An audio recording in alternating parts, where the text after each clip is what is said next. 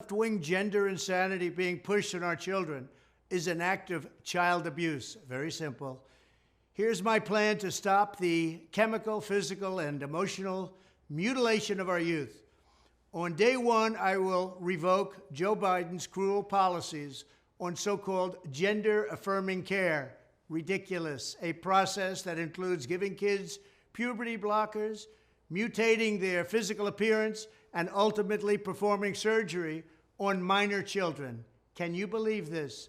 I will sign a new executive order instructing every federal agency to cease all programs that promote the concept of sex and gender transition at any age.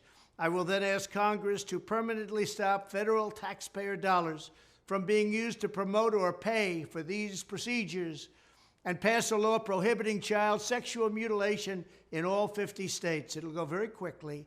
I will declare that any hospital or healthcare provider that participates in the chemical or physical mutilation of minor youth will no longer meet federal health and safety standards for Medicaid and Medicare and will be terminated from the program immediately. Furthermore, I will support the creation of a private right of action for victims to sue doctors who have unforgivably performed these procedures on minor children. The Department of Justice will investigate Big Pharma and the big hospital networks to determine whether they have deliberately covered up horrific long-term side effects of sex transitions in order to get rich at the expense of vulnerable patients, in this case, very vulnerable.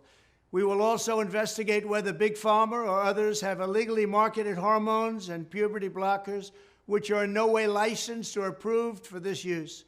My Department of Education will inform states and school districts that if any teacher or school official suggests to a child that they could be trapped in the wrong body, they will be faced with severe consequences, including potential civil rights violations for sex discrimination and the elimination of federal funding. As part of our new credentialing body for teachers, we will promote positive education about the nuclear family, the roles of mothers and fathers, and celebrating rather than erasing the things that make men and women different and unique. I will ask Congress to pass a bill establishing that the only genders recognized by the United States government are male and female, and they are assigned at birth. The bill will also make clear that Title IX prohibits men from participating in women's sports, and we will protect the rights of parents from being forced to allow their minor child to assume a gender which is new and an identity without the parents' consent.